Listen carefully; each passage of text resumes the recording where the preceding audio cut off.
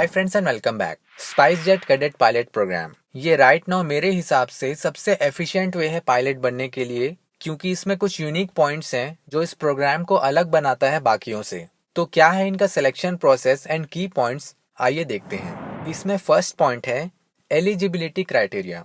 तो इसमें सिर्फ इंडियन नेशनल्स या ओसीआई कार्ड होल्डर्स ही अप्लाई कर सकते हैं जिनका एज 17 to 35 ईयर्स है, प्लस 12th में मिनिमम 60% मार्क्स है individually in physics, maths and English. And अगर आपके पास इंजीनियरिंग या हायर डिग्री इन सब्जेक्ट्स में, तो भी आपको जो 12th का क्राइटेरिया है वो फुलफिल करना होगा।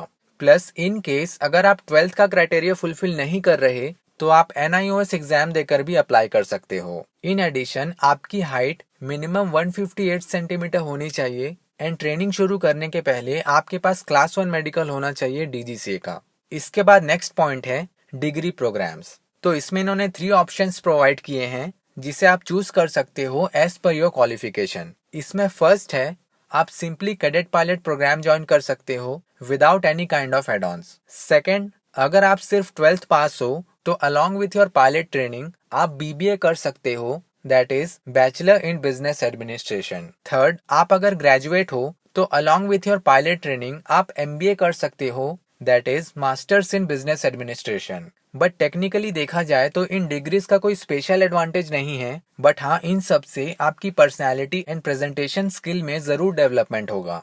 एंड ये एक अच्छा इनिशिएटिव है उनके लिए जो इंटरेस्टेड हैं और सिर्फ 12th पास हैं, क्योंकि rarest of the rare case में अगर आप मेडिकली अनफिट हो जाते हो अपने पायलट करियर में, जो एक पोटेंशियल रिस्क फैक्टर है किसी भी पायलट के लिए, तो उस समय आपकी ये डिग्री काम आएगी एज अ बैकअप। एटलीस्ट आप मल्टीपल फील्ड्स में अप्लाई करने के लिए एलिजिबल रहोगे, क्योंकि CPL का आपको पता है इट्स नॉट अ डिग्री, ये सिर्फ एक लाइसेंस है with a fixed validity period, but your degree is valid for life time. तो दोनों के अपने प्रोज एंड कॉन्स हैं जिसे आप चूज कर सकते हो as per your preference and budget. इसके बाद नेक्स्ट है स्कॉलरशिप, जो इस प्रोग्राम का सबसे यूनिक पॉइंट है।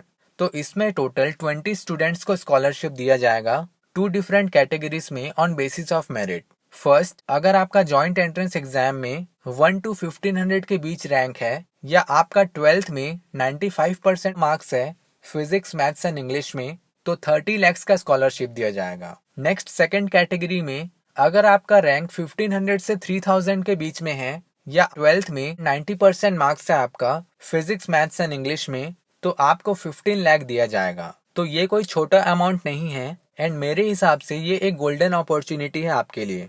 बट यहाँ पे एक इम्पॉर्टेंट पॉइंट कि जो स्टूडेंट्स IIT JEE में इतना अच्छा रैंक लेकर आए हैं, उन्होंने कुछ सोच समझ कर ही तैयारी की होगी इस एग्जाम की, क्योंकि IIT is a complete different field with lot of opportunities both in India and abroad. बाकी पायलट करियर का आपको पता ही है कि कितना रिस्क एंड अनसर्टेन है, तो ये देखने वाली बात होगी कि इन 3000 स्टूडेंट्स में कितने लोग पायलट करियर के लिए पैशनेट हैं, प्लस जो रेस्ट ऑफ द अमाउंट है आफ्टर स्कॉलरशिप वो अफोर्ड कर सकते हैं कि नहीं। This is important. And as per my analysis, scholarship के लिए सिर्फ रेगुलर 12 स्टूडेंट्स को सिलेक्ट किया जाएगा on basis of merit, and I think IIT JEE का भी रैंक करंट ईयर का ही देखा जाएगा। बट ये एक अच्छी बात है कि फ्यूचर में जिनको इस प्रोग्राम को ज्वाइन करना है वो अपनी स्कूलिंग एंड IIT JEE दोनों में फोकस करेंगे, which is good.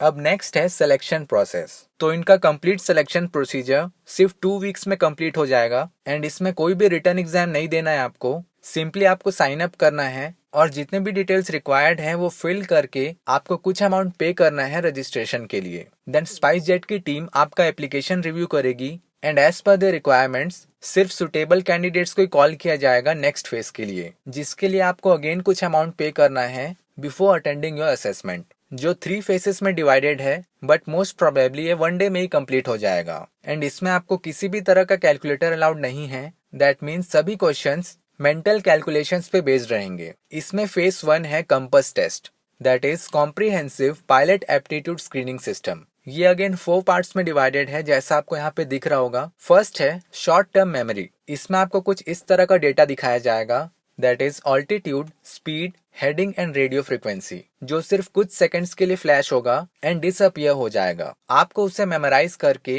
As it is answer screen में लिखना है sequence wise with the help of keyboard. Then फिर ऑटोमेटिकली नेक्स्ट डेटा आएगा एंड ये प्रोसेस कंटिन्यू चलता रहेगा जब तक टाइम लिमिट है। सेकंड है मेंटल अरिथमेटिक। ये काफी सिंपल टेस्ट है एंड इसमें आपको कुछ इस तरह का बेसिक मैथ्स पूछा जाएगा that is addition, subtraction, percentage, time, speed, distance, इस तरह के क्वेश्चंस पूछे जाएंगे एंड इसे आपको आंसर करना है विया कीबोर्ड और ऑप्शंस अवेलेबल। थर्ड है स्पेशल ओरिएंटेशन। इसमें आपको कुछ इस तरह का कॉकपिट इंस्ट्रूमेंट्स दिखाया जाएगा जैसे attitude indicator, compass, vertical speed indicator और RBI that is relative bearing indicator.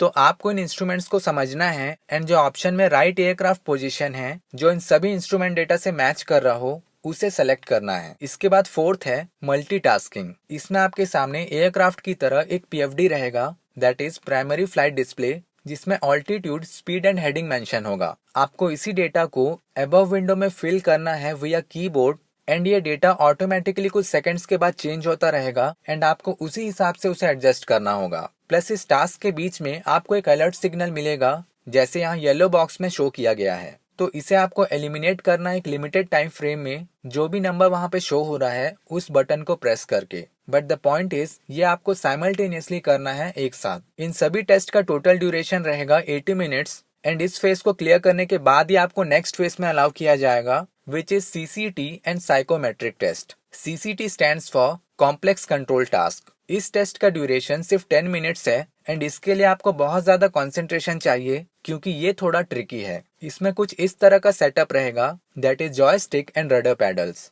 And इसमें इस तरह का एक सर्कुलर डायल रहेगा with a needle and ball centre marking, same किसी एयरक्राफ्ट के वर्टिकल स्पीड इंडिकेटर की तरह। इसमें नीडल का डायरेक्शन ऑटोमेटिकली डेविएट होता रहेगा एंड आपका टास्क है उस नीडल को मेंटेन करना with in red centre marking और ये आपको करना है with the help of joystick जो सिर्फ फॉरवर्ड एंड बैकवर्ड डायरेक्शन में मूव होगा। तो आपको इसे स्टेबल रखना है सेंटर पे। इसके साथ नीचे एक रेक्टेंगुलर बॉक्स दिख रहा होगा, उसमें जो बॉल है उसे आपको सेंटर पे मेंटेन करना है रडर पैडल्स की मदद से। तो ये दोनों टास्क आपको साइमल्टेनियसली परफॉर्म करना है। इस टेस्ट के बाद होगा आपका phase 3 that is psychometric test, जिसमें आपको पता होगा कि पर्सनैलिटी से रिलेटेड क्वेश्चंस पूछे जाते हैं एंड इसमें कोई राइट या रॉन्ग आंसर नहीं होता क्योंकि ये आपको एज एन इंडिविजुअल जज करने के लिए होता है कि आप एयरलाइन पायलट बनने के लिए एंड कंपनी के लिए सुटेबल हो कि नहीं। देन विद इन 1 वीक आपका इंटरव्यू होगा और नेक्स्ट 1 वीक में आपका रिजल्ट आ जाएगा। फिर आपको कुछ दिन बाद लेटर ऑफ इंटेंट साइन करना होगा। देन आप अपना CPL करोगे 200 आवर्स इन सिंगल इंजन क्योंकि बोइंग 737 एंड Q400 की टाइप रेटिंग के लिए मल्टी इंजन रिक्वायर्ड नहीं है एज पर DGCA रूल्स।